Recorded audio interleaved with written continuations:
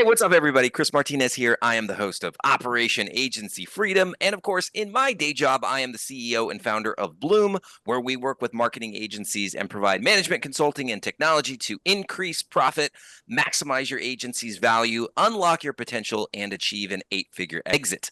And today I have Kenn Kelly, who is the CEO and founder of Never Settle, a globally awarded creative marketing and tech agency.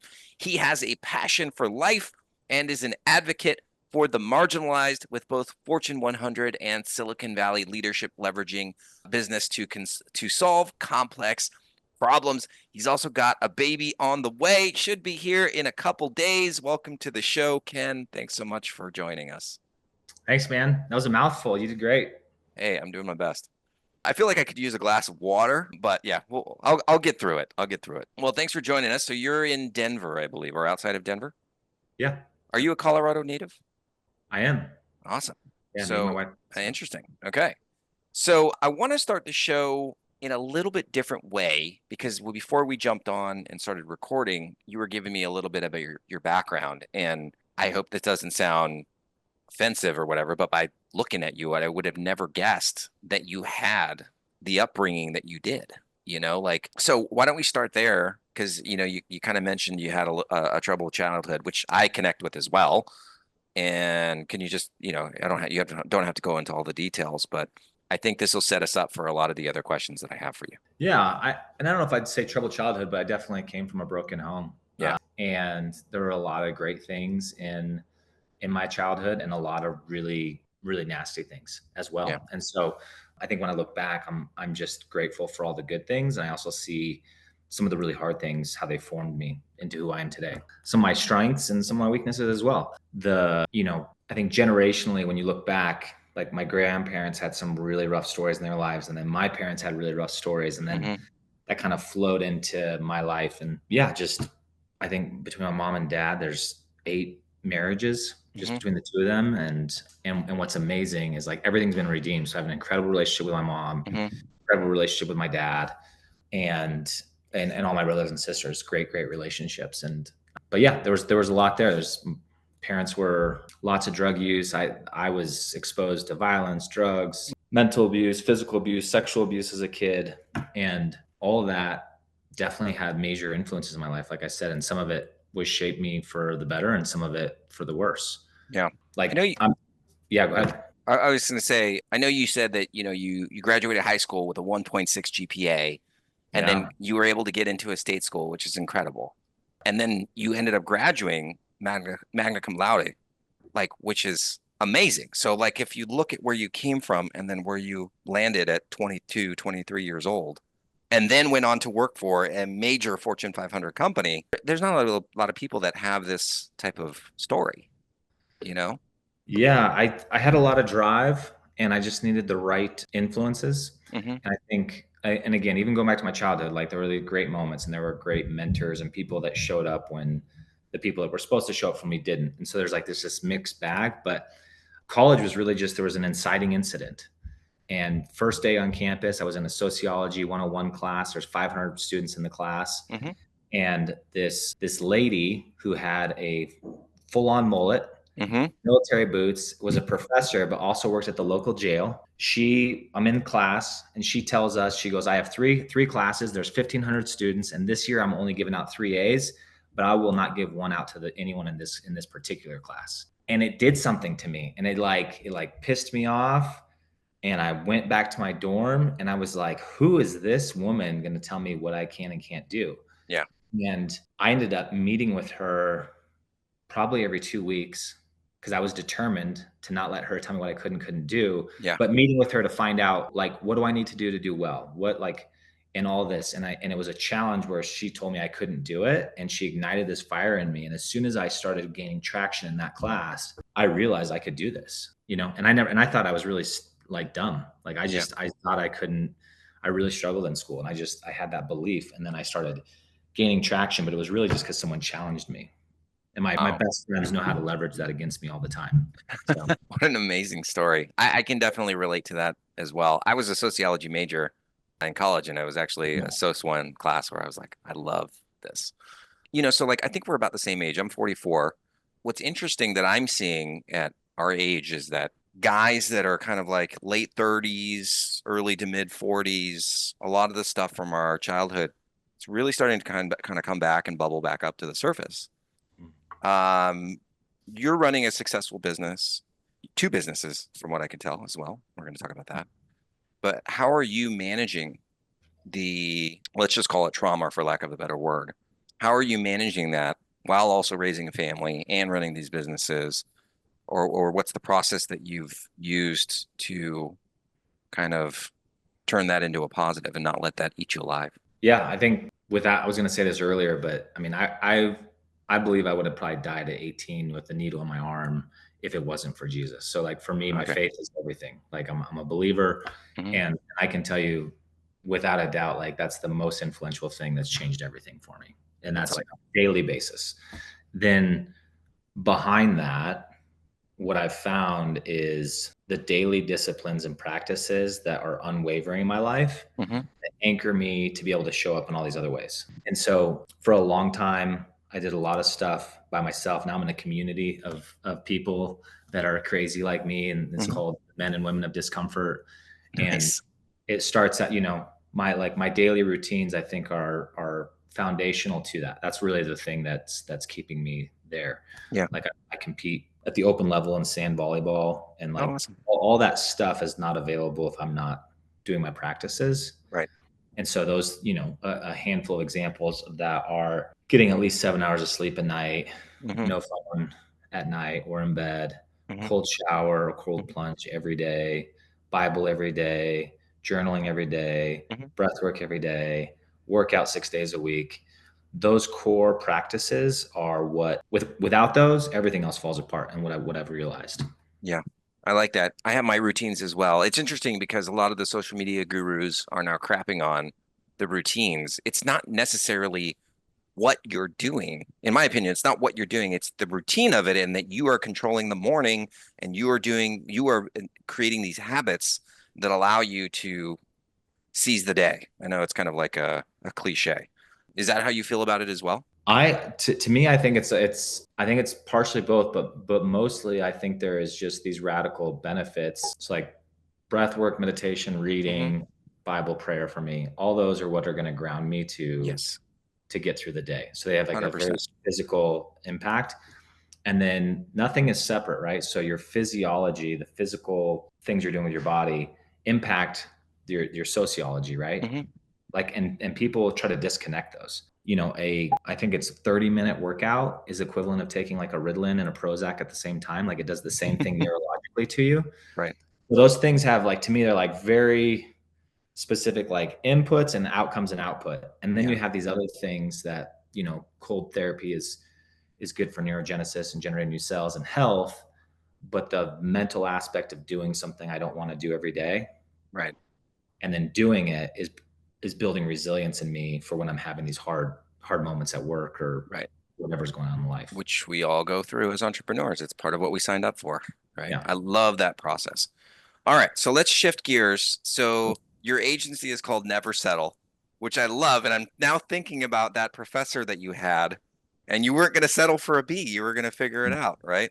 So tell us the journey of how you launched your agency and what you guys are working on now. Cool. Yeah. So kind of went management consulting, then Silicon Valley, then I was in a tech startup in Denver, Hmm. and had some of the big growth moments that everyone's looking for and these big metrics and stuff. But that last company, I was a part owner, and I had a disagreement with the founder Hmm. about ethics, basically how we're using our money, how we're treating our people, and just got to a place where I chose to resign. In that moment, coming out of Silicon Valley, I had a lot of connections to Google and Facebook, and I was getting ready to get married in about 3 months. I had just started making money. I worked basically for free for 2 years, started making Hmm. money, and I was like, okay, I need to go get a real job.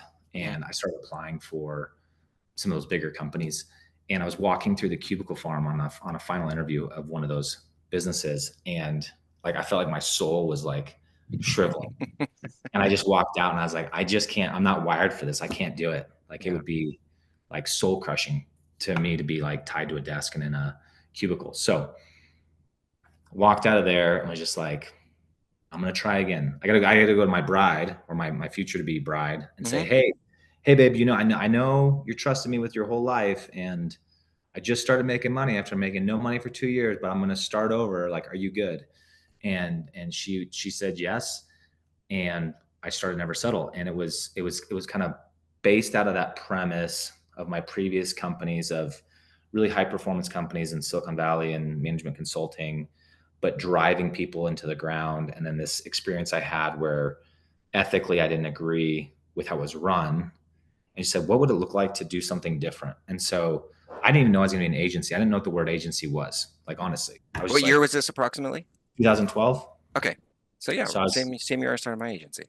Yeah. so I was like, we're going to do tech and marketing services because I'd done that before. But it came on this premise of what would it look like to build a business that's not purely focused on bottom line. So going after bottom line and profitability, but would have a pursuit to never settle and doing the right thing. And that kind of came out of these experiences I had of running people down, or maybe ethics I didn't agree with. Mm-hmm. And then for us, could we even align that to biblical based principles? Like, what would it look like to try to have biblical based principles in the business? Mm-hmm. And I'm getting ready to launch this business, and I'm reaching out to mentors and friends and other people I worked with and in Silicon Valley, and really big, successful people. None of them have the same. We don't have the same faith, and they're all like, "Ken, I love you. You're a hard worker, but like that won't work. The business world's gonna spit you up and It won't work because you wanted to literally include scripture like in your core values or something like that, or that they didn't understand that you could do that. Because No, like if you're not pursuing the bottom line and ruthless, like it's okay, so I see what hard. you're It's saying. so hard just to get a business off the ground. Right, right. And then if you just say, hey, we're going to hold these other standards too that aren't just about bottom line, like we're going to Mm-hmm. figure out how do we take care of people and how do we give things away and these other things, they're like, it sounds really good on paper, and it's really like, it's this beautiful vision, but that's not how life works. So it's not going to work, right? Right. And we've been through some hard moments, and we've made a lot of mistakes where we didn't walk out that vision, right? Like I'm not going to say like, oh, we've done that perfectly, but that's why I said it's a pursuit.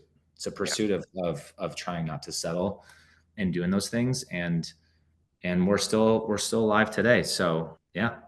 So it's worked. Yeah, it's got us this far. It's got us 13 years. I really like that you put such an emphasis on your people. And I know that you have a policy, I believe it's a policy where you cap everybody at 40 hours. You make sure that they're taken care of and that they're not getting burned out. There was a guy a few years back up in Seattle. I think he ran a credit card processing company.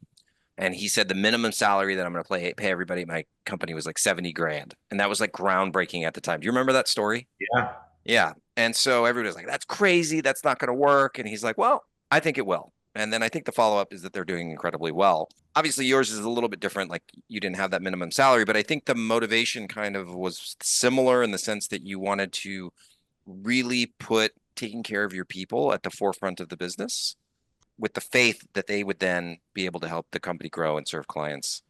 So when you came up with these policies of like taking care of your people, just like walk us through that and Yeah. from the idea to actually a practical standpoint of how you implemented these. Yeah. That's a perfect example. Trial and error. Yeah. So we started with unlimited vacation. And I mean, there's a lot of ways to take care of people, right? Yeah. So it was going after the same goal, just a different method. And what we found is all the high performers took no vacation, and some took too much vacation, and it's kind of awkward between everybody, and it didn't really produce better results in the company. Gotcha. And that was like, Netflix was just coming on. Reed Hastings was like crushing it, and that was like one of their methodologies and something that worked really well for them. So we tried it, and it didn't fit. So kept trying some other things, and went back to the Bible, and like literally when I do this all the time, and was like, what does the Bible say about vacation? Right. And the Bible doesn't say anything about vacation. So, but you can extract principles that I think can influence things. And what we found at the time was boundaries are incredibly powerful. And so we said like, man, this kind of sounds controlling, but what if we just put a boundary on this? Not because we think people should only work 40 hours a week. Like I personally believe like we were created to work 6 days a week, sun up to sundown. However, if all that time is dedicated to never settle, how is someone to be a good father or mother? How are they going to invest in their community or be part of a nonprofit or have their personal practice, right? And be a healthy being. So like, let's just try it. Like, what if we just put a limit on it, and that will create focus and intentionality with those 40 hours. And it was like one of the best decisions we ever did, because it did a lot of different things for us.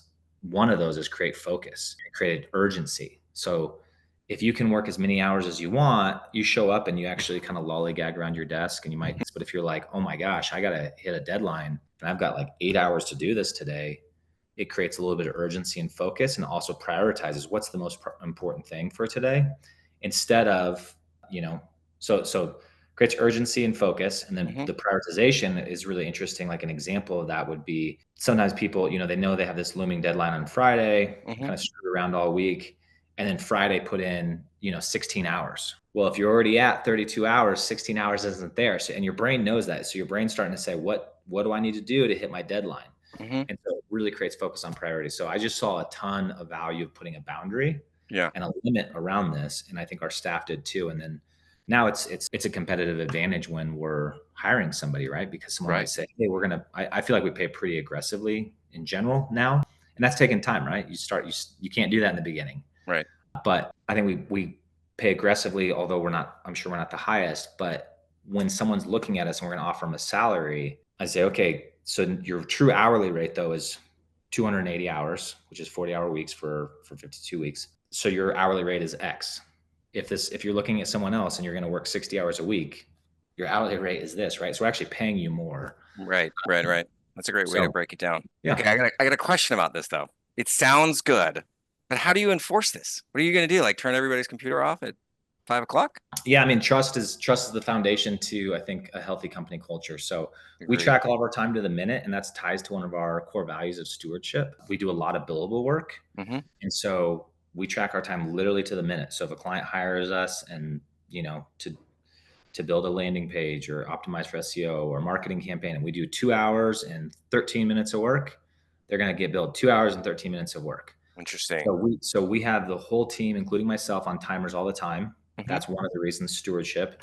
It's also for us to be able to make better decisions. I can go back and look and like, man, we're spending 20% of our time as a company on email. Is it offering that much value? And what can we do to change that, right? So the data gives us information that we can make better decisions on. And so part of working at Never Settle is you're going to track your time to a minute. Now if people, and we have a timer that we use that automates all this, and it's really easy.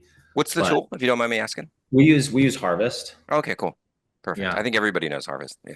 Yeah. I'm a little challenged by them right now. Like, we've been a customer for 10 years, and we had a bunch of transition, and they're like going to charge us double. And I was like, hey, and I've run SaaS business. I'm like, can you refund us? And they're like, no, it's the policy. And I was like, are you sure about that? Anyways. But with that, I'm not looking over people's shoulders. We're a remote company.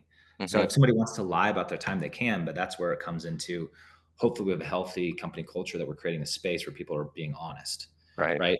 And we do rolling weeks. So we have a rolling 2 to 3 week average, recognizing that there's client demands.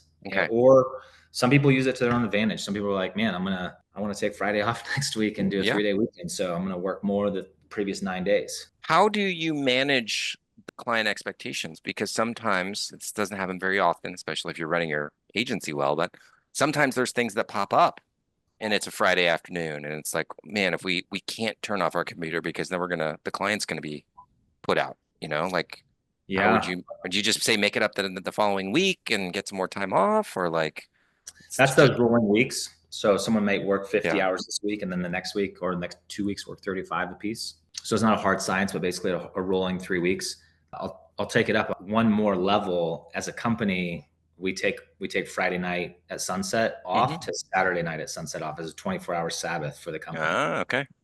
And so, and there's tension there, right? We serve very large, some of our clients are very, very large e-commerce clients. Okay. And sometimes huge sales happen on the weekends and other things. And so that's a boundary and a risk to us as a business. Somebody may say they don't want to work with us, or they may not feel that they're getting the service that they need, but everything has a cost. I think that's what stands out to me, is there is a cost to everything. So maybe we lose some money, but is that better than losing people or not treating people well? And so you got to balance those, right? And everyone makes different decisions. I would say as you grow, some of those problems can get less complex. So now we have people all over the world. So everyone's 24-hour window of not working and never settle is pretty wide. Right. So we have Right. some people that are working until other people are like just finishing their 24-hour window. And, so in some regards, we're kind of open more than what that would seem as the team has grown. Right. You guys Um, have you cover each other because of time zone. So, if yeah. an issue pops up, it's not like we're completely like we didn't Yeah. pull the plug out of the wall. Like you can't. Yeah. And we did before. And I would say the other thing we did is we were also, I think that could be misunderstood as like religious and like religion. Like I'm not interested in rules. I'm interested in relationship. Hmm. And so when we were smaller, if we had a client that had a true emergency, there were a handful of times that we just worked on the weekend or worked on in that window. Hmm. But it was very rare. But the first thing is to actually evaluate, is it an emergency? Hmm. And I think that's one of the things that people get caught into too easily is misidentifying what's a fire or an emergency, Right. right? And then you compromise really good things. Yes. And I see my team doing this all the time. Like I said, like that's the other thing. Like you can set up all the boundaries, but if someone chooses not to stay in them, like you can't tie them, right? You can't Right. tie them to the fence. And so a common conversation I'm having with my team is, like there was no, you didn't have to write me back. This is an asynchronous conversation, right? So we use Slack and Yeah. they send them something and it's 4 a.m. where they're at. And they're like, oh, the boss sent me something. I'm like, if you're not working for 2 days, don't even respond for 2 days. Like this shouldn't Yeah. be on. You should not be looking at this because that's the point of asynchronous communication. Right. And our Okay. standard is if it's an emergency, call or text. But if it's not and it's in Slack, it's just when that other person gets to it, right? But I think our culture is built so heavily around urgency and this instant access to anybody that we've wired in really bad habits Yeah. that have a major cost, right? We're always on, we're always distracted. And because of that, our attention sucks and we can't be present in things. And thus we can't do deep, meaningful work. And Right. I know that where we win for our clients is when we do really, really deep, meaningful work. And so I want to create this environment for our team to have those deep pockets of time. Yeah. But that goes into our clients when they're like, hey, can we do something? This it's like absolutely we can do that on Monday morning, and they may not like it, but I can walk them through, does this need to be done? And very rarely is that actually the case. Now, Right. an e-commerce site going down on Friday night, like that's different. Yeah. Especially if it's Black Friday, Yeah. or Cyber Monday. All right, we're kind of running out of time here. Can you give us one other policy or best practice that you put into place that's really made a positive impact on your people?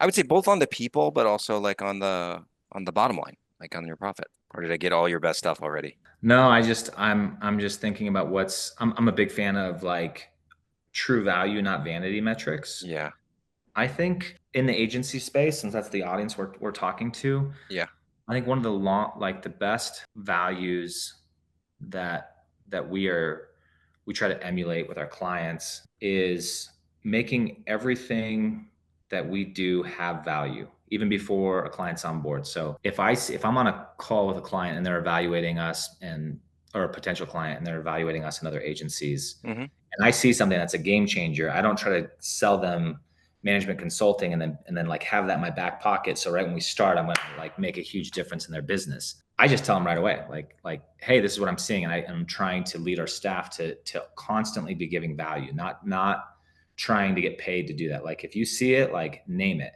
But hmm, part of that is execution's everything. So there's also it's like, yeah, maybe now they know what they need to do, but can they do it? Can this other agency do it?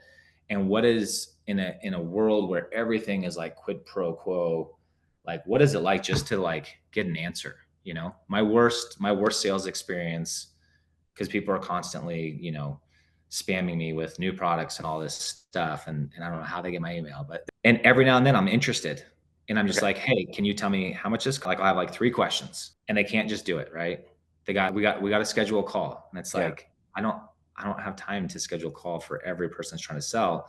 Can you just just answer the question that's important to me as the potential buyer. Mm-hmm. And so I try to really focus on that. And I think getting our team to be thinking about that, even in how we use our time. So what we have a marketing retainer, SEO retainer, social retainer, instead of just doing what we want to do, like what's the most meaningful work we can do to have the highest return on investment for that client. And that goes back into one of our core values is stewardship, right? Like those values are driving a lot of decisions. And so I think as an agency, trying to consistently evaluate, are you creating value for them or not, Mm-hmm. is a really good guideline and keeps us doing the right things. Again, prioritizing the right things. Yeah, I like that. I think about the sales objective part of it, like as you bring up price. People are afraid, and I know this because I've been in this situation myself, where if you give a price, then they can say no, because in our space it's really hard to differentiate. All they're hearing is SEO $5,000. Whereas the person who just emailed them blindly was like $500, right? And the client doesn't really know the difference between the two. And so the fear is that you're going to quote a price, but because you don't have them on a live call, you won't be able to explain the value of why it's worth $10,000 and you're actually giving it to them for five, right? Yeah. And so there's this fear that you're going to lose the sale. How do you address that type of fear with your staff, who might run into that same scenario? Yeah, it's like hold nothing back. And I think, and it's worked. So it's Yeah. not, there's a lot of time and experiences we can look back on and say, this is working. But to me, it's like, just how do I want to be treated? Mm-hmm. And everyone's different. But to Mm-hmm. me, there's nothing worse than me asking a question and someone like, dancing around it and then just wasting time, where time Yeah. is the most precious asset. So I'm like, hey, I'm going to show them value right away. I'm going to answer their question. I'm going to, in writing, provide the value of Mm-hmm. why it's worth this. And even that alone, I think, is a differentiator, right?